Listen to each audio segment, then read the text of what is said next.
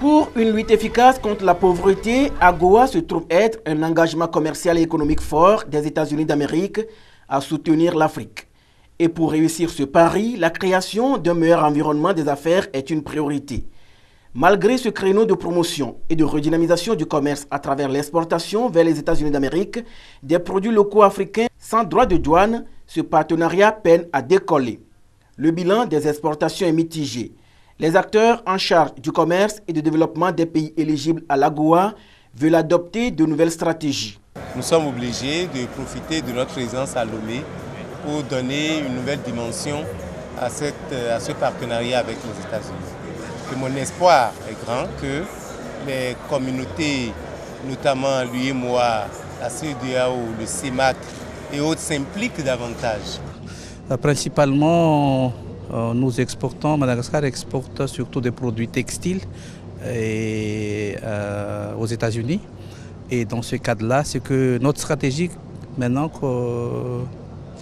on essaie de penser à diversifier l'exportation vers les États-Unis avec les produits à forte valeur ajoutée. Et c'est la nouvelle stratégie de Madagascar maintenant. Nous commençons aussi à exporter des produits artisanaux et qui renforce cette exportation de Madagascar vers les États-Unis. Au niveau de la CEDEAO par exemple, la Commission a d'ores et déjà commencé par pousser la réflexion pour mieux tirer profit de cette relation commerciale qui est à coup sûr un mécanisme de croissance et de développement. Mais qu'est-ce que nous exportons? C'est surtout le pétrole, les produits miniers. Or, nous avons des potentialités en matière d'agro-business pour l'agriculture. Vous savez, au niveau de la CEDEAO, sur les 80% de terres arables, à peine 20% sont mises en valeur. Or, la jeunesse a besoin d'emploi. Et donc, cette loi est une grande opportunité que nous devons saisir. Pouvoir d'abord investir pour produire et transformer pour commercialiser, c'est-à-dire exporter. C'est là que ça peut créer de l'emploi pour les jeunes.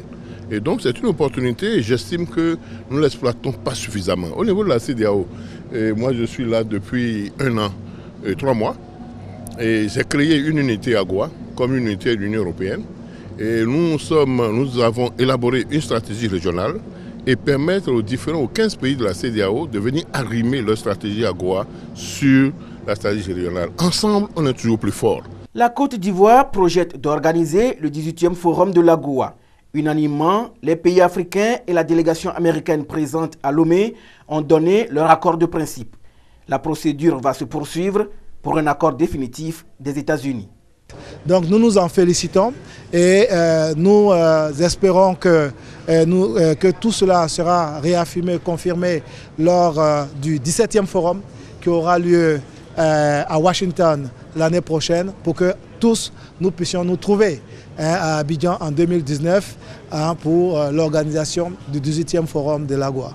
Le Togo, à ce 16e forum sur l'AGOA, a reçu le visa textile pour exporter les tissus et objets dérivés vers les États-Unis d'Amérique. Une opportunité pour les opérateurs économiques togolais de booster leur activité. On peut parler des sacs, des chaussures, des vêtements, tout ce qui a rapport au textile. Celui qui est intéressé par cette exportation vers les États-Unis